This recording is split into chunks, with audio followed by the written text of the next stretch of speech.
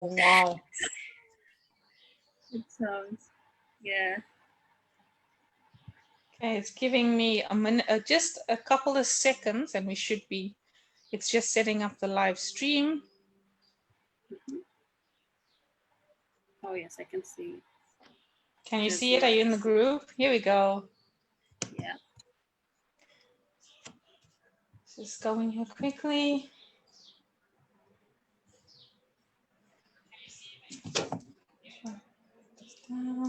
Okay. And good. I usually do this in the afternoon. It's the afternoon. Good afternoon, everyone. Thank you so much for joining me on Open Mic Foundation, Open Mic for Women. We're coming through from South Africa, and we have someone from Papua New Guinea that's joined us today. So I want to welcome, Syeidah that joined us today. She will introduce herself. We have a new month. We're starting off in South Africa. It's spring. This month we're talking about wisdom, encouragement, and those are some of the things that we're talking about. So, speaking to someone from Papua New Guinea, I've learned so much in this week.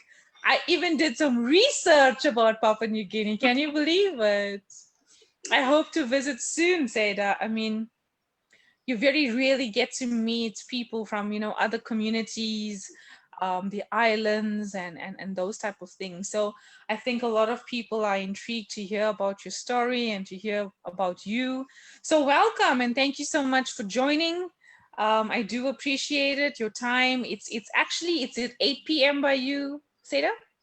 Correct, yes, 8 in the night. Okay, so introduce yourself. Welcome, everyone. We already have some people watching. Thank you so much. Daniel, Scoo, thank you so much for joining. Danielle, please, Syeidah, introduce yourself to the audience. Thank you. Hi everyone, and thank you, Shashni, for having me on this evening at my end. My name is Syeidah Geniembo. I am 29 years old, and I come from Papua New Guinea, which is a small developing nation in the Pacific, just above Australia. Yes, I was looking at it. It's just above Australia, right? Yeah. Okay. All right. And what's the population like? Well, the last I know of is we're, I think, over 7 million, but I'm sure it's more than that now. Yeah. I think we have a census coming up, a national census coming up. Okay. So. All right. So your story today is about why not empower me. I think it's a lot of talk going around the world about, empowering people, people standing up for their rights these days. So yeah, so let's get into your story and let's dive into why this particular story. And I'm going to give the platform over to you so that you can start sharing your story. Thank you. So I wanted for today to share a personal experience from a professional perspective. I grew up in one of our coastal provinces here in PNG, so in Medang, and I grew up in a very tight-knitted family, and where I was always supported with pretty much anything that I wanted to do as a child growing up, through school. And growing up, I always planned that I would follow in my grandfather's footsteps, who was a doctor. But I came to realize that I couldn't get along with blood that well.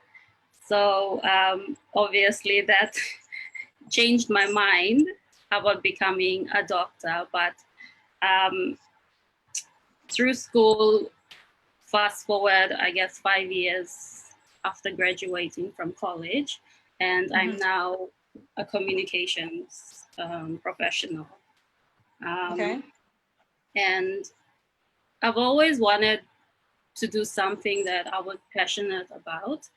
And even though growing up, I never saw myself doing something in the space of communication, media and communications. It is now something that I'm passionate about. And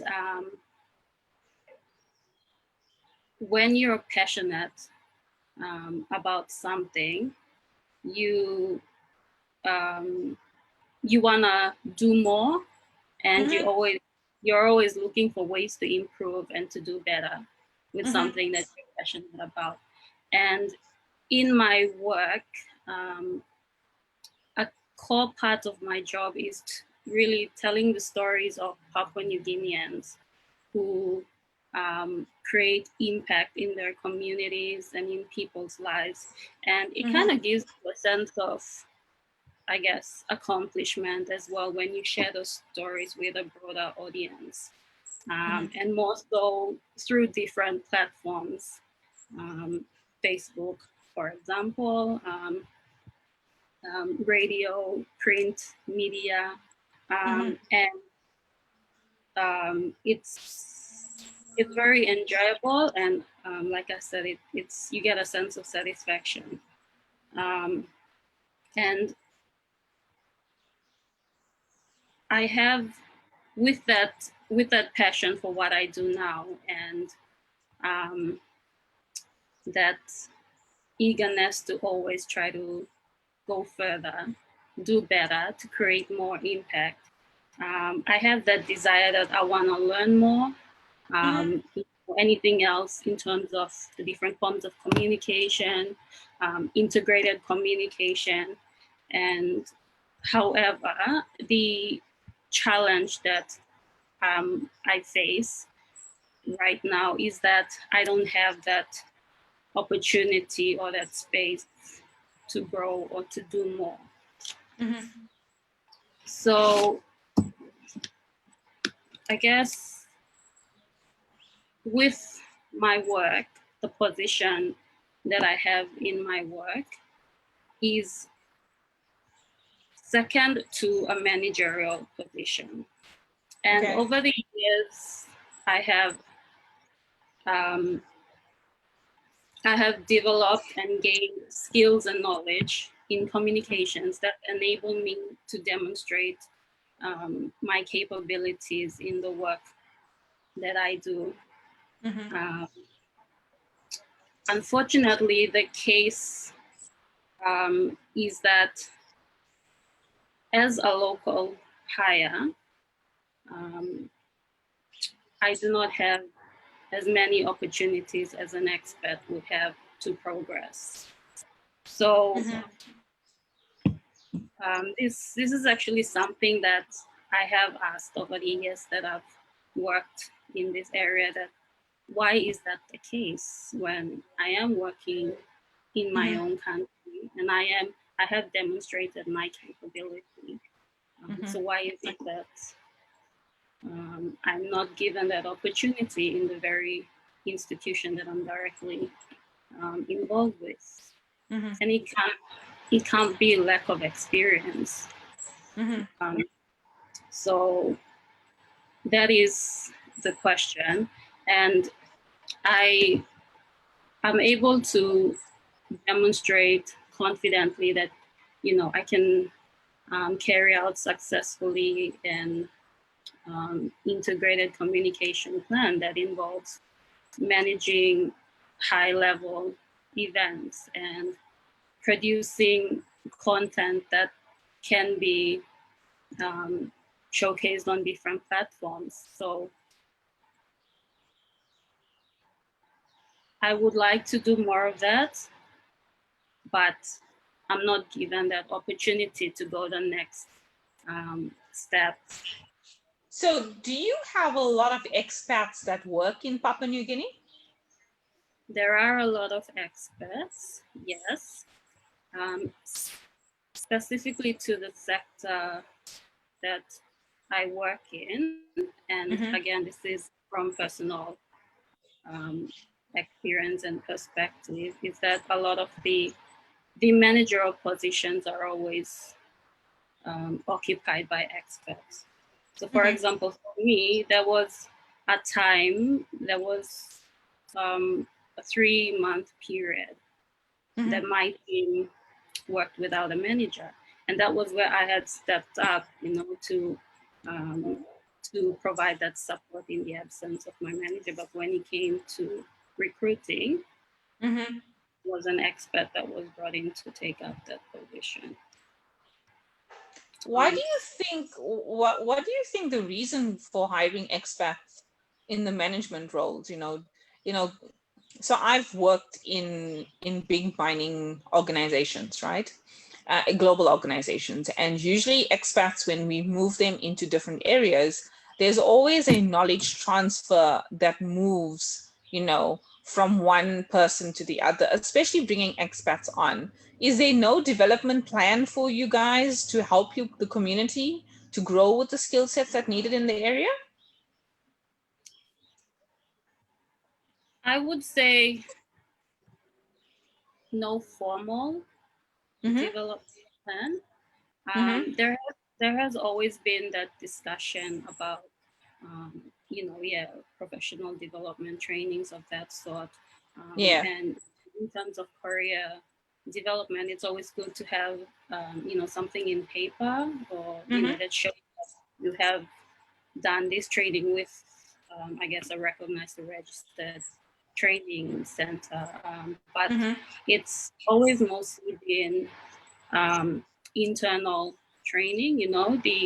The organization provides some sort of training, but it's an internal thing, and you don't have like a paper that certifies that you took up that training and all that. So there's no formal sort of support for staff development or career development.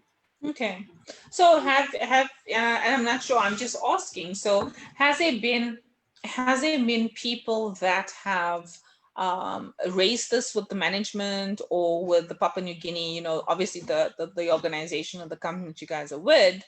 I mean, surely there's a service that they are providing, at the same time growing the community to upskill, you guys, to make sure that the community is growing from skills and knowledge, but also enriching people with the knowledge and the positions that would be made.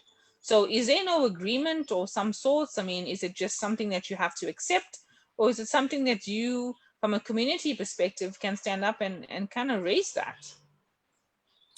I think one of the challenges in that area, in sort of raising that awareness, because there's like discussions that happen where you're allowed to air your concerns or questions or suggestions. That happens, but most times those suggestions are not taken to the next step where it's actions. They pretty much just, there's a discussion, points are not noted down, but then it doesn't go any further than that. Okay. Yeah. Okay.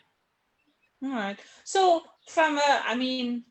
obviously the organization of the company is definitely not from Papua New Guinea. It's another organization coming into your country to providing some services. So they clearly have, a stake in for people from the community base, right? What does the rest of the community think about these type of organizations that come into the communities and do what they do? Is it an uproar in the community? What is the other feeling that comes from other people? Generally, the goal or the aim of the organization, what it hopes to provide to the community, is provided. So there's a very positive perspective of the organization from the community of impacts. So it's the program, and what it provides is definitely a great program that is highly beneficial to Papua New Guineans, and is aimed at creating, empowerment and impact in the community. So there's no question about the program, and it's where it stands in the community. It's a matter of that empowerment within the local staff that work in it. Okay. So from a community-based perspective, they're definitely uplifting the community and they're definitely helping the people to raise awareness and to help them to grow and things. So that's good. So I think it's the workforce and the people that's in the company where the opportunities is not given. Yes, that's right. Yeah, and especially for an organization that's aimed at building leadership, skills in locals and empowering women as some of their core objectives. I don't feel that empowerment for local staff to to grow and to feel that their suggestions to make the program better or to explore different ways of doing things in the program is really being heard or is encouraged or supported. Okay. All right. And what are some of the so if you have to look at, your particular role that you were talking about in terms of, empowering yourself, can we go a little bit more further into the story as to, why is it some of the things that why did you want to share that story? It's to echo what's happening in Papua New Guinea from an expat perspective, or the less growth that's been given? Yeah, I think one of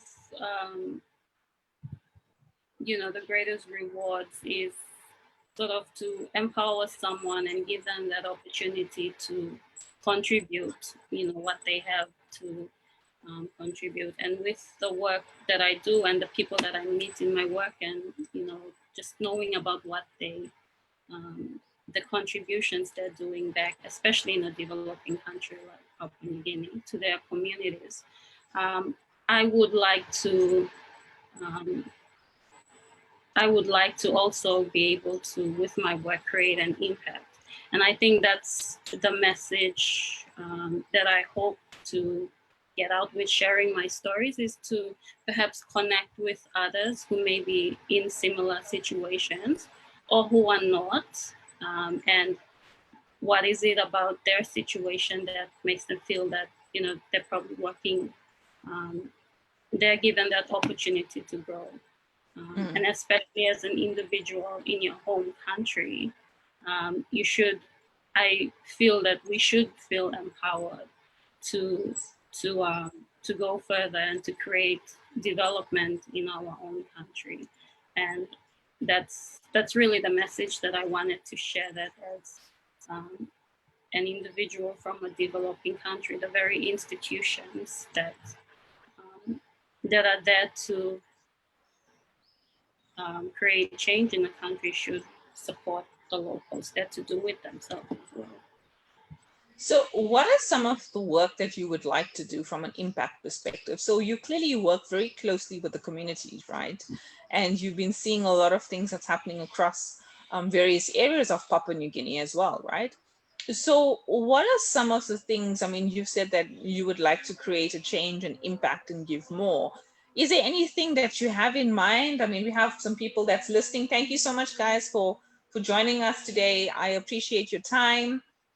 Thank you so much, for tuning in into Seida's conversation about why not empower me. We're talking right now about expats coming into a particular third world country right now, and basically what it's like to be a local person from the community and actually not being empowered and given the opportunities the same as from a manager's perspective. So thank you so much, guys, for joining. I do appreciate it. So Seida, what are some of the things, that you would like to do? I think one of the reasons why I wanted to follow in my grandfather's footsteps to become a doctor, but that didn't happen. And I took up studies in something is still in the lines of health, but from a prevention perspective of health. And that involved working a lot with communities. So that was one thing that I really and still really love doing, is to sort of just work with communities and engage with communities. So given what I do now as a communications person, I guess everyone else is saying that communication is key. So I would really love to, with the skills that I've honed in communications, to really identify ways where we could communicate better with at a community level to get important messages out there. And that is happening now, in terms of this awareness and all that, but we are in a developing world that's Yes. technology driven, and I would love to do more integrated communications to to see where that can go, creating an impact there. Because really, um, there's a lot of traditional media here in PNG, so I guess understanding technology is still quite new, especially at the subnational levels and all that. But I think that would be the way forward to communicate important messages across. Yeah, so I would like to do more of that. Okay. It sounds fantastic. I think, you'll find people that can come on and help you, and maybe there's someone on the group or on the line that will be able to help you. We have various people that contact. I'm in contact with a lot of women from across the world right now. So maybe there's some opportunities that's going to come up, and then we will be able to help you to look at from a communications perspective, what are some of the things that we can help the community. So tell me something, Syeidah, something that's coming to mind right now. What are some of the struggles that the communities are having right now?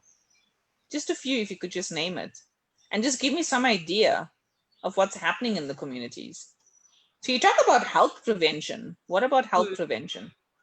What Well, I type of guess health concerns are we talking about?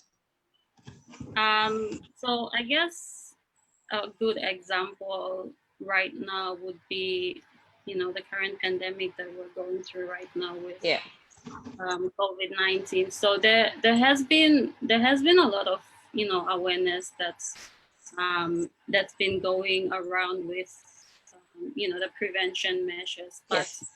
um, I well, frankly, we are not abiding by simple um, precautions as wearing a mask and public Mm-hmm. transport, only 15 people in one bus and all that. So Mm-hmm. it's one thing to do with, I guess, people's attitude towards the message that's communicated to them, but it's also how is that message communicated. you know Mm-hmm. um, we One of the current tasks that's on hand right now for me at work is that we're doing a film about certain individuals who are involved in COVID-19 response work. And Okay. one person in particular is doing community awareness in the settlements. So it's basically speaking to, a crowd about COVID, what COVID is and how it's Mm-hmm. transmitted and all that. So that is good, but do people is where how it's communicated, does everyone who's attending understand what um, No, what absolutely. what it means to People don't listen, right? It's human reality. Yeah, they don't. Is it okay? Besides COVID, what else is from a health perspective? Do some of the is there any other concerns or some of the challenges that's been faced in the communities? I think being a country that's in the tropical region of the world, there's a lot of communicable um, diseases, and well, I guess lifestyle diseases are growing as well. So I really think it's that just that access to information, I guess, that is lacking. That people don't have the basic information, and on top of that, there's infrastructure challenges, that we don't have hospitals that can cater for the number of people that come in daily, or sub-national health centers do not have doctors or nurses or even medical supplies to be able. So it's a number of things there. So if you have to think of one of the biggest challenges, if you'd have to ask for support in another country or in another world, what would you say would be the one thing, if you have to bring something from outside into Papua New Guinea, right? What would it be? What would be something that would make the biggest difference to the people? I would love to bring in work from a prevention perspective is what I'd love to do. So with my, with the communications experience that I have, I would love to partner with others from around the world who have that experience of working in communities as well, and some of the different ways that they've successfully been able to communicate with locals. And yeah, I would really love to work to sort of inform communities on how to prevent themselves from getting sick or from acquiring these diseases, because really we have a very weak health system in the country. And I think if we could work more on preventing diseases from happening, that would be a big help. So I would like to connect with professionals, other communication professionals who are working in the space of development, and hear from them what are some of the things that they could be doing differently that could possibly work in PNG as well. Okay. So there is someone that does come to mind with me. She's based in South Africa, and what I do know is that she's done a lot of community work in the South African development regions as well, and she's helped a lot of the how can I say, the rural areas in South Africa.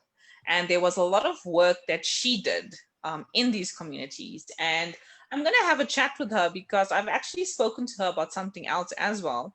And I'm going to see if there's someone where you would be able to speak to that will be able to help you from a communications perspective. How can we bring more awareness to these type of communities? And you particularly talking about the health sector. So yes. Okay. All right. I hear you. You. Okay. Guys, any questions, any thoughts, any comments for Syeidah, please send it through so that we can, Syeidah, actually, it's almost, it's time, it's night, it's late there right now. So please send your comments through for Syeidah, and any questions or comments that you may have for her. So Syeidah, I just want to say, I think each country has their own problems. Each country has their own challenges that they face. Third world countries, yes, they certainly do have it more than others. And it does become very challenging, for the communities. But I also want to say this to you. The fact that you're on open mic right now and that you're standing up and you're saying something about it speaks a lot of volumes.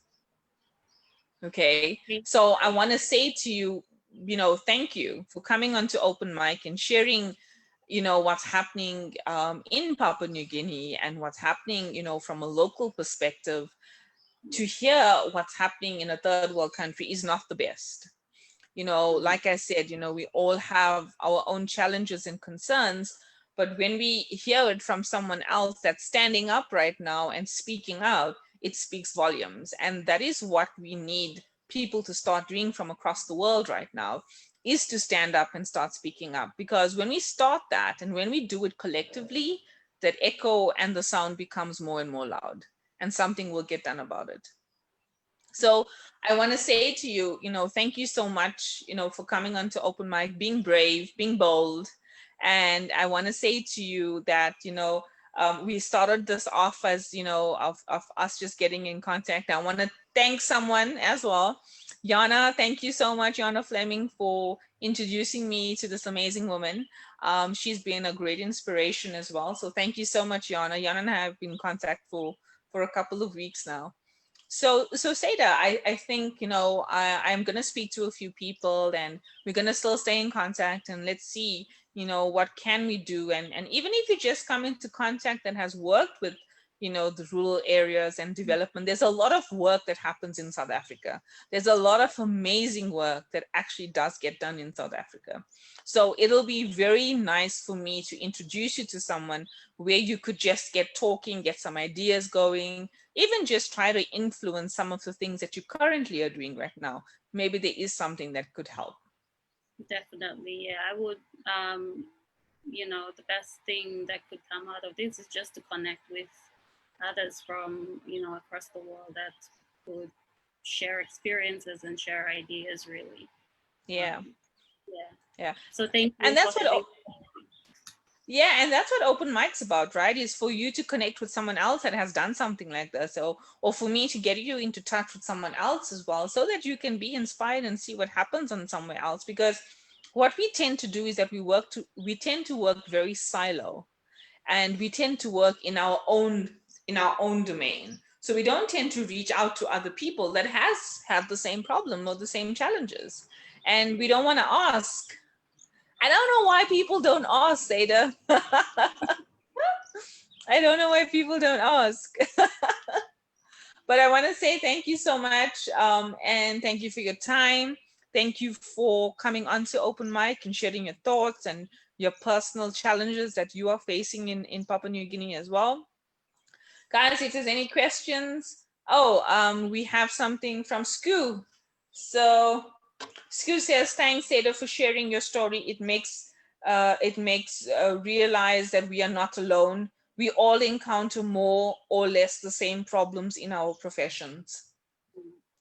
So Yes. here in South Africa, and so true, School, here in South Africa, we also experience the same things as well. Maybe not to the extent of how you guys are feeling it right now, but we certainly do suffer from it in various shapes and forms.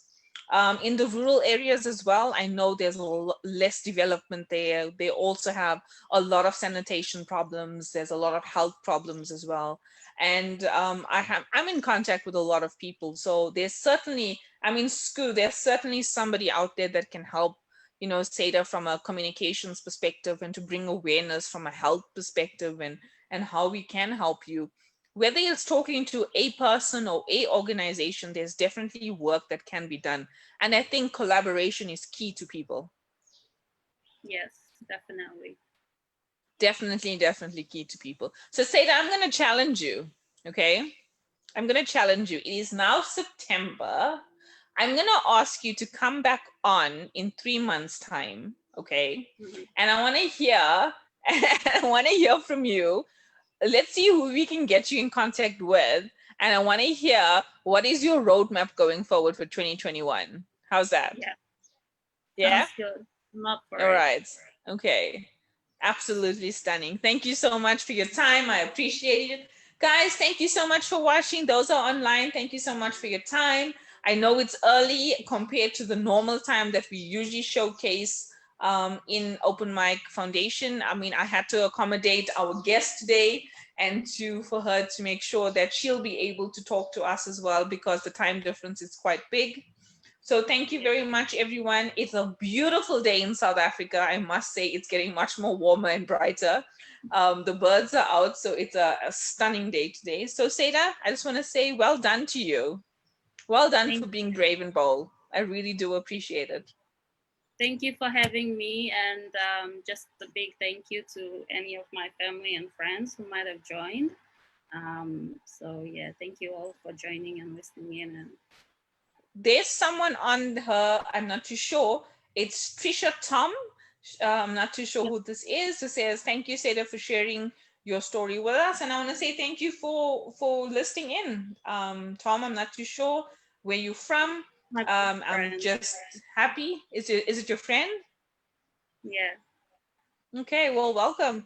Thank you. And Syeidah, I've opened up the opportunity for you. If there's somebody in the communities that would like to share their struggle and their concerns, Open Mic is here to listen to some of the things that's happening around the world. So I'm opening up the platform to you and giving you guys the space for you guys to talk up.